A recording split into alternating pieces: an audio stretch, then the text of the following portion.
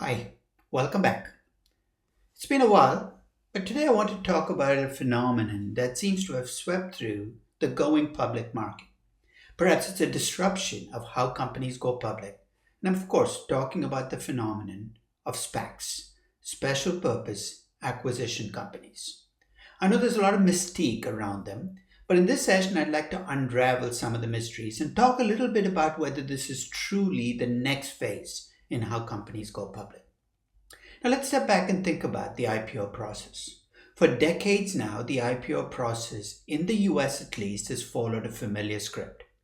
A company, private company obviously, wants to go public. Here's what it does. It files a prospectus with the Securities and Exchange Commission. And that prospectus requires all the fundamentals of financials, what the company plans to do with the proceeds. The company also hires a banker or bankers. And what those bankers do is they price the company and they put it on a roadshow, essentially selling the company to investors, describing what the company does. And here's the topper. The bankers actually guarantee the price. Sounds like a great deal, right? Now, of course, they're not doing this for free. They get it in return they do it in return for an underwriting commission. Now, the last decade, though, people have started questioning this process. And here's the reason. When you look at what bankers contribute to the process and what they charge for it, many issuing companies are asking the question, are we getting value for our money? Is this something that's actually worth it? And in 2019, this process peaked to the point that some venture capitalists and private companies talked about direct listings, where you bypass bankers and went directly to the market rather than guaranteeing an offering price. In 2020 and 2021, though, we saw no new way of going public. Not necessarily a way we haven't seen before, but one we haven't seen on this scale, which is special purpose acquisition companies, or SPACs, taking companies public. In this session, I want to talk about SPACs, what they do, what's different about them relative to previous IPO or going public options, and whether they are the future. So let's step back and think about what SPACs are. Now, as with much else in Wall Street, everything we see has been done before. Now, SPACs, special purpose acquisition companies, existed in a slightly different form in the 1980s. They were called blank check companies. What do blank check companies do? They go public with no specific reason, no specific purpose. They collect capital, and then they use the capital to do whatever they want. In the 1980s, they could do whatever they wanted, and they took advantage of it, and people were hurt. It's in the late 1980s, there were hundreds, thousands even, of blank check companies that essentially tried to take advantage of naive investors using penny stock. In 1990, the Securities and Exchange Commission decided to crack down on blank check companies. And they came in with a series of rules that essentially made it almost impossible to run blank check companies the way they had.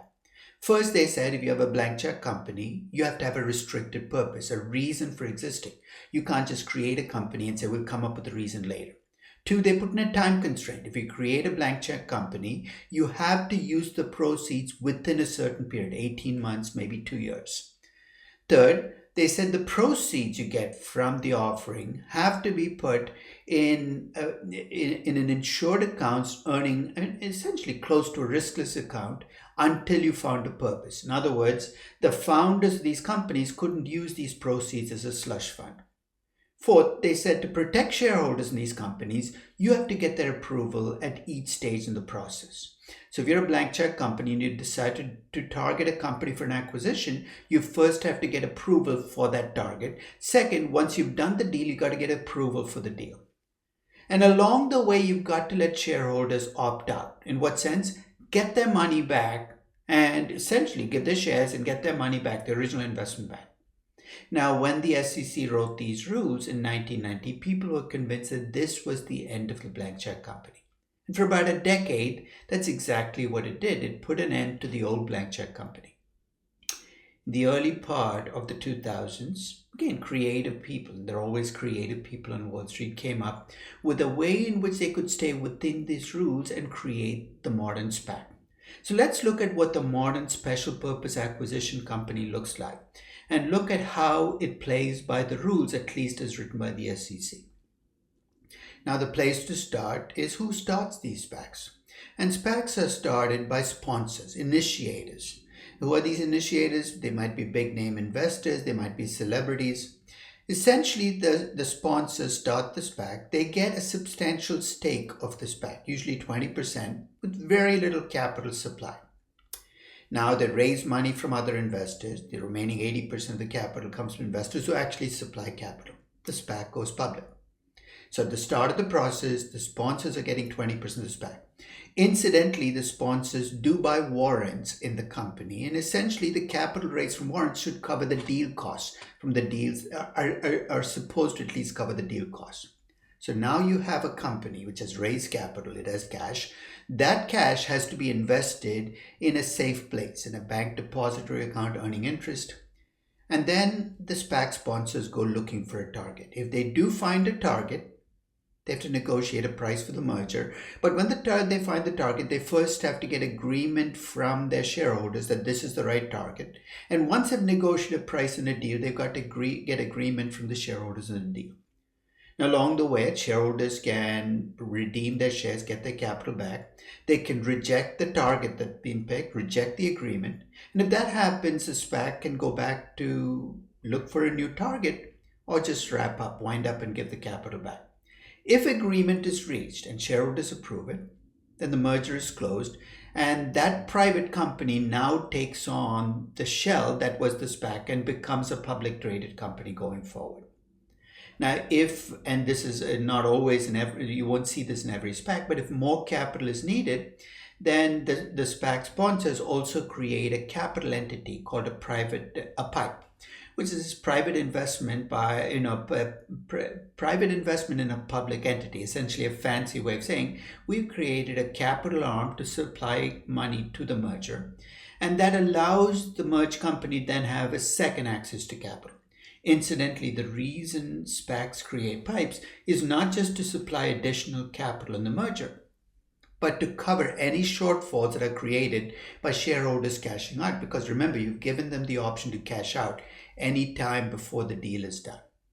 So that is what a typical SPAC looks like. It comes with a timeline, usually 18 to 24 months. And that is the phenomenon we're going to talk about.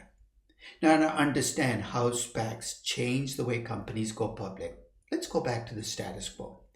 If you look at how a typical company has gone public for much of the last 7-8 decades, here's what it looks like. Starts with a private company choosing to go public. Why? Because it needs capital, because owners want to cash out, whatever the reason. They hire a lead investment banker who puts together a syndicate, and that banker essentially becomes the concierge that guides the company through the going public process. The company issues a prospectus with the guidance of the banker. The prospectus describes what the company does, has all of the financial information, as well as details about what the company plans to do with the proceeds. It's filed with the SEC, and then it becomes public information. Investors can read the prospectus to see what the company does. Here's where it gets interesting. The banker set a preliminary pricing for the company based on what they see in the company. Now, many people assume that bankers do some serious valuation to arrive at this number, but for the most part, it's a pricing. They look at what VCs paid for the company. They test out that price with portfolio managers. They come up with the pricing. They test out the pricing. And when they feel ready, they set an offering price and they guarantee it. Now, incidentally, because they guarantee the price, they try to underprice companies, at least slightly. In fact, the banking rule book is to underprice companies by about 10 to 15%, A, to protect themselves from the risk of ending up with overpriced stock, and B, to give that little bump on the offering day. In the price, that acts as good PR for the rest for the remaining weeks or months following. So the banker's role here in a traditional IPO is deciding the timing of the IPO, the pricing of the IPO, the offering details. And bankers also do roadshows where they market the company to investors. So historically, that is the role that bankers have played. And over time, that role has become diluted. And this is where the questioning of the status quo has begun. The first is in terms of timing. Issuing companies complain that it takes too long in the traditional IPO process between the time you decide to go public and actually going public, which means that if there's an opportunity that opens up in the market, it might close by the time you go public. The second is that disclosure requirement is heavily driven by legal and regulatory restrictions, which means there are things you cannot say in a prospectus because of legal and regulatory reasons.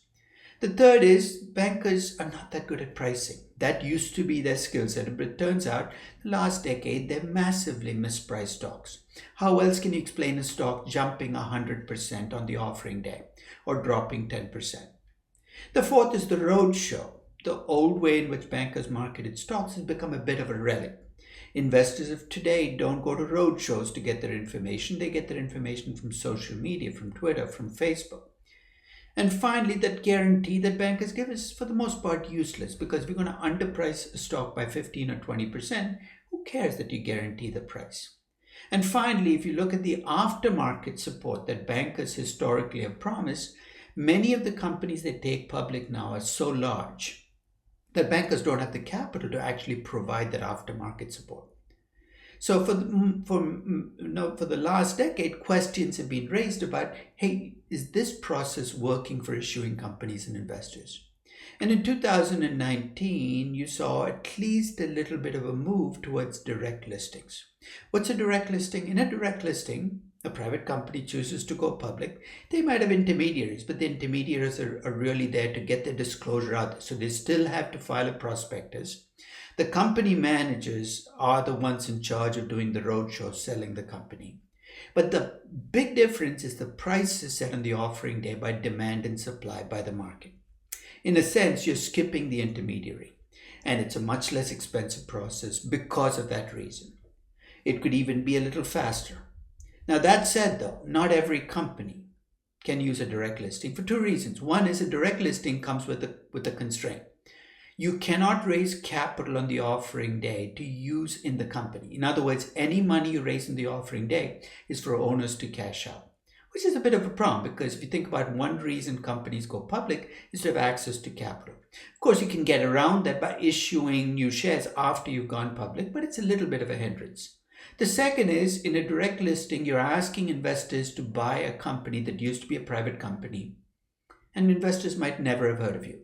Now, this is not the issue. You have Facebook going public or Airbnb going public, but a company that nobody's heard about going public, where you don't have a banker or somebody else saying, hey, we know what this company does, investors might say, that's a bridge too far for me. I'm not buying it.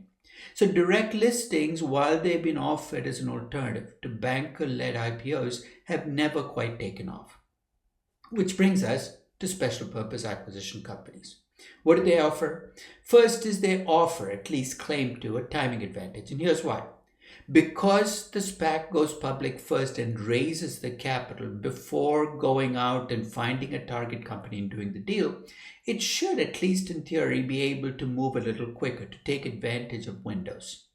The second is the SPAC sponsors claim to bring expertise to this process. Many of them are industry veterans, so they might say, look, we know the industry in which the target company operates. We know how to find target companies.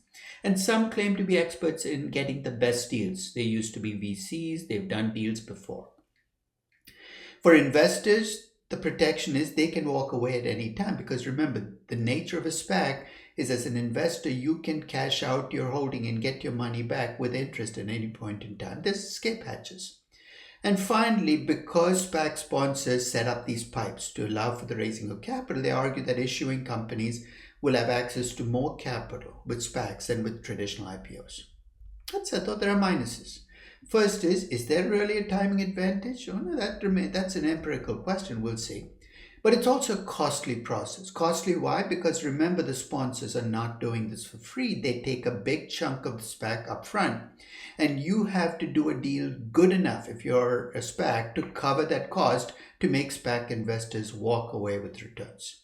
The second is, there is this mythology that a SPAC doesn't have to disclose the information that you have to do in a regular IPO. That is really not true. The disclosure requirements are not that different. What SPACs can do, though, is they can make projections and tell stories in a more unconstrained way than traditional public companies. There are less legal constraints on those issues, which might mean that it's easier for a young company with a big story to go public with a SPAC. There's always the possibility of sponsor self-dealing. Sponsors, in spite of all the protections given to investors, are still in the driver's seat. They pick the target, they negotiate the deal, and because they also set up these side capital entities, the pipes, there is this potential for self-dealing. And finally, there is this question of whose interests are being served. If SPAC sponsors claim that SPACs are good for SPAC investors, then it must not be that good for the issuing companies, because the only way you can make money for SPAC investors is to get a deal so good, that they walk away with spoils. If you claim that SPACs are good for issuing companies because they can time their offerings better and get a higher price, well, then the question is, how can that be good for SPAC investors? I'm not saying it's impossible to navigate that divide, but there is this potential conflict. So let's talk about why SPACs are the story of the moment. SPACs have taken off, and especially so in the last 3 years. Remember I said in 1990, the SEC passed those restrictions for about a decade. SPACs went underground. About 2002, 2003, you saw SPACs come back. For a long time, though, there weren't that many SPACs.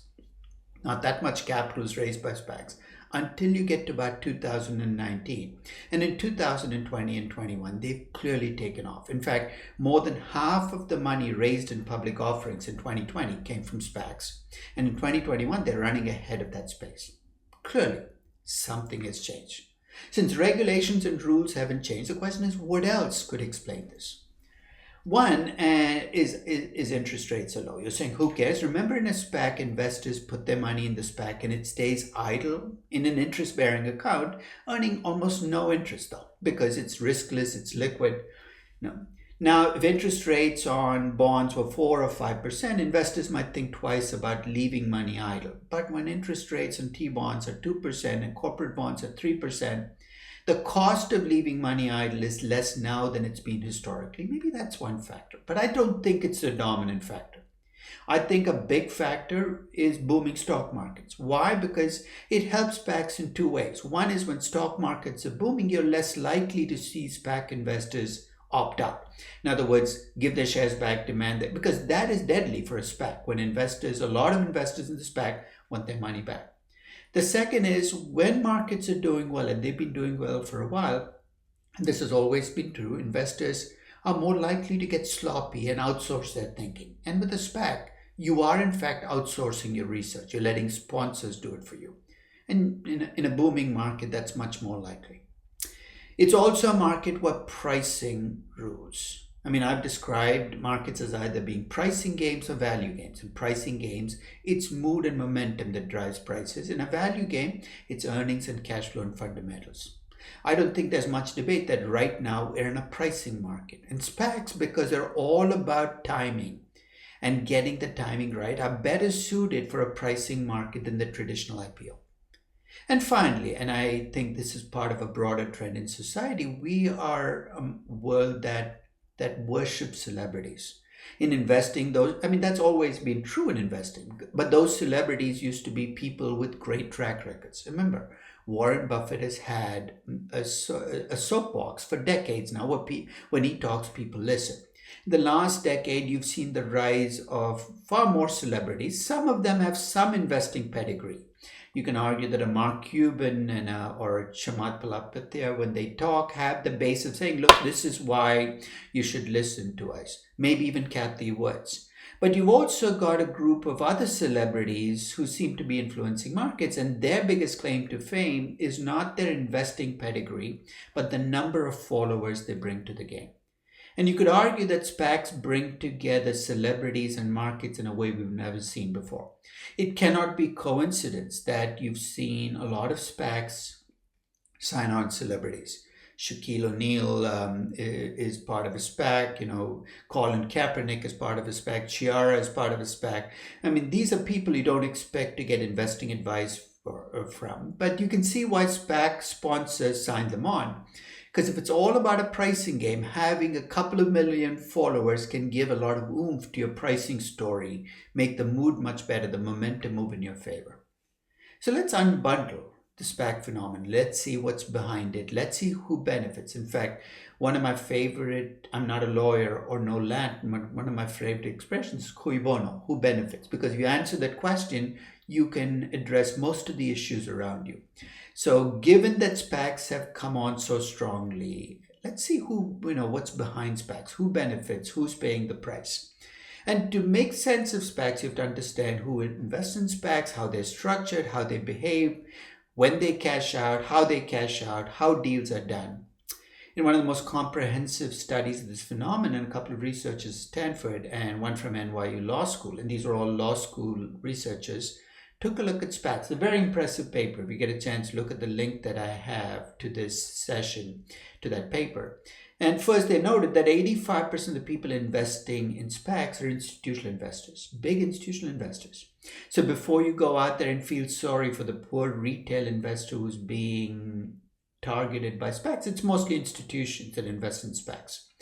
And there's a troubling fact they also highlight. While most SPACs are priced upfront, raise $10 per share. It's a conventional practice. By the time they get to the point of doing a deal, they're only $6.67 per share. You're saying, what happened to the $3.33? Well, remember that subsidy you give sponsors up front where they get 20% or more of the SPAC for contributing very little capital? Where do you think that comes out of? It comes out of the $10 you invest per share. There's a lot of dilution in SPACs that happens both because of that subsidy and other deal seeking, the cost of doing a deal. So that's something to remember. Institutional investors are big investors. There's a lot of leakage in SPACs. So let's break down the players in SPACs to see who's winning and who's losing. Let's start with the clear winners. SPAC sponsors are the clear winners in this game.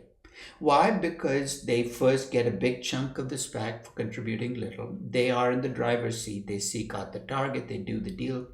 And in fact, the study that I talked about, the Stanford NYU study, found that returns to SPAC sponsors is really good. There are very few SPAC sponsors who lose money. And those are probably on deals that never get put through. But even there, they shouldn't be losing that much money. And when deals get done, they quadruple their money. They make 300, 400, 500% returns. What about the rest of the investors in the SPAC? Well, there are clearly some, if you look at anecdotal evidence, there are clearly some SPACs where investors come out as winners. So the investor in DraftKings, for instance, the DraftKings SPAC would have made more than 500% if they'd invested in the original SPAC. Virgin Galactic, 300 to 400%.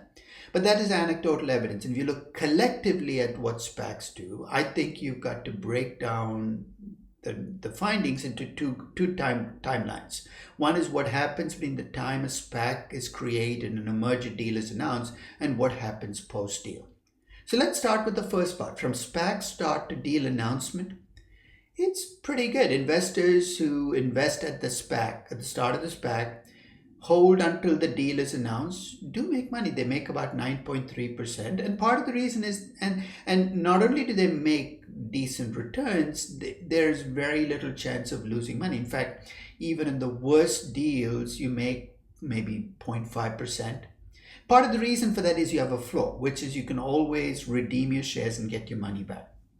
So if you look at, this is from another study that looked at 110 SPACs, the average return is about 9.3%, and even the worst deal generated positive returns. So those institutional investors who get into SPACs at the start and get out at the time the deal is announced, in a sense, are going to do pretty well. But what happens if you continue to hold the company after the merger with that private company is done? Things look very different. Returning again to the Stanford NYU study, they look at returns in the first 3 months, the first 6 months, the year after the deal is done. They look at just raw returns, which is what the stock does. They look at returns relative to other IPOs and returns relative to an index. And on every single measure, it's bad news. It is true that repeat sponsors do a little better than first-time sponsors. It is true that there are a few big winners. That's why the average does better than the median. But if you look at the numbers, it's almost negative all the way through. In other words, if you invest in a SPAC, you hold to the deal and you continue to hold, your returns could very well turn negative. And if you buy a stock that's been targeted in a SPAC and you hold for the weeks and months after, the returns look mostly negative. So you ask me, how do investors in SPACs do? It depends. Those investors in SPAC who get out at the time the deal is announced are, in a sense, likely to generate the best returns, perhaps even solid returns. Investors who come into SPACs after a merger has been announced are mostly going to get negative returns. Maybe this is not a game for investors. Maybe traders should be the ones involved in SPAC merge companies, at least for the first few weeks or months after the deal is done. So sponsors come out well. Some investors in SPACs come out well if they can time their exit well, but a lot of investors in SPACs end up holding the bag. And finally, if you look at the companies that go public and whether they benefit, there are three levels at which you can assess whether they've benefited. One is perhaps there are some companies that have been able to go public with SPACs that could not have gone public or would not have gone public with the traditional IPO. Perhaps there are companies that when they went public were able to raise more money at the offering than they would have with traditional IPOs. The reason I say perhaps is those two propositions are very difficult to test because all you observe are companies either going public or not going public. There's a third level, though, at which you can assess whether SPACs are working for companies. Remember, for private companies that go public, that opening trading day is just the opening act. These companies continue to be dependent on markets in the weeks and months after to be able to raise capital, and they continue to be dependent on market for existing owners, VCs, founders, to be able to cash out. And on that dimension, I think what happens in the aftermarket in SPACs should concern companies, because as you saw on the previous page, companies don't do well. The date of the merger seems to be the high point for these companies, and a lot of negative returns afterwards, which makes it very difficult to tell a solid story in the weeks and months after. It makes it much more difficult for owners of private companies to cash out. Does that mean that SPACs should be stopped? There are some people who argue that SPACs should be regulated out of existence. I'm not one of those, because who are you protecting? The investors in SPACs are mostly grown-ups, institutions who should know when to get in, get out, and if they don't, why should we be protecting them from their own mistakes? What about issuing companies? They have a choice. They've chosen to go with SPACs, and maybe they've decided the net benefits are good for them. But I do think that we can improve the SPAC process, because the things that bother us most about SPACs, the fact that sponsors get a big chunk, that dilution effect is so large, that there's a potential misalignment of interest. Well, what's good for the sponsors might not be good for the investors of the company. Those things, I think, can be fixed. And here are some of the things I think we can do to make SPACs better. First is we've got to reduce that sponsor subsidy. That 20% is way too high. It's got to come down. And in fact, if you can in the process improve the alignment between what's good for sponsors and investors, all the better. So maybe more of the money sponsors make should come from the deal being done and it being a good deal, and less from actually getting the deal done. We do need to level the playing field in terms of disclosure. And here, when I talk about I'm talking about the SEC and the regulators. Right now, by allowing SPAC sponsors more freedom in making projections and telling stories relative to other IPOs, you're giving them an advantage. But rather than crack down on what SPAC sponsors provide as projections, I would actually release the constraints on traditional IPOs. Let them tell stories. So what if they tell big stories? I would rather have 3 pages of pie in the sky projections and stories than 25 pages of mind-numbing risk profile that you find in existing prospectus.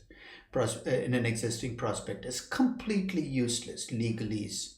I would have 3 pages of projections over this nonsensical adjusted EBITDA that you see in every existing prospectus. If the price of getting rid of adjusted EBITDA is letting companies tell bigger stories about the future, make projections, I'm all for projections. And finally, when I look at the deal costs that SPACs have, 5.5%, 6%, 7%, I'm puzzled, because after all, what sponsors claim to bring to the table is that they're going to do the job of finding the right target and getting the best price for you, presumably jobs that the banker doesn't have to do. So why is the deal fee so high? Who's getting paid and for what service? That fee either has to come down or sponsors have to take it out of their subsidy, because I don't see why the fee has to be so high. And I think that change is already happening. It's ironic that SPACs, which have disrupted the IPO process, might themselves be in for disruption. In fact, Bill Ackman's Pershing Square Tontine SPAC has already started to disrupt the SPAC process. That SPAC, which was created in 2020, accepted a much smaller upfront subsidy and a much greater stake in the upside. In other words, they invested in out of the money warrants, which will be valuable only if a deal gets done and the deal is good. So they've, in a sense, taken care of the first two problems, which is the big subsidy and the misalignment of interest. And last week, that SPAC, the Tontine SPAC, announced to be acquiring a 10% stake in Universal Music for about $4 billion. Investors didn't like the deal. Maybe it's too expensive.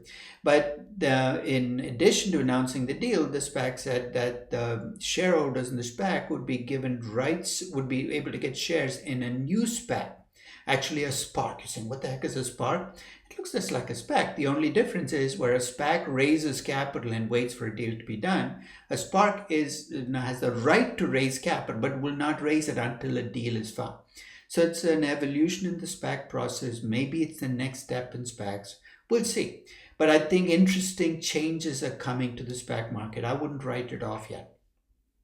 What's the bottom line? I mean, change is here. Change is the constant. We know markets are changing, society is changing. We talked about how investors get their information. The mix of investors is changing. I think it's good to reassess how we do corporate finance, how we invest.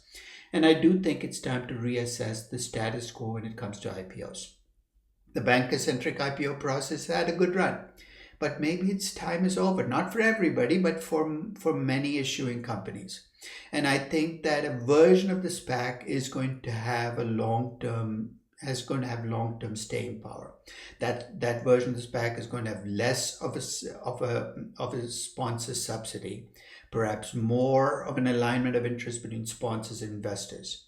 But I think that even if we devise new ways of going public, the real test will come when the market turns cold. We are right now in a hot IPO market. Almost every way of going public is going to work in that market. But IPOs historically have gone through cold periods where investors turn frigid on IPOs. They're very resistant to IPOs. It's very difficult to take companies public. That will be the test of SPACs. Let's see if they can navigate for both direct listings and SPACs, that test. I hope you found this session useful, and I thank you for listening.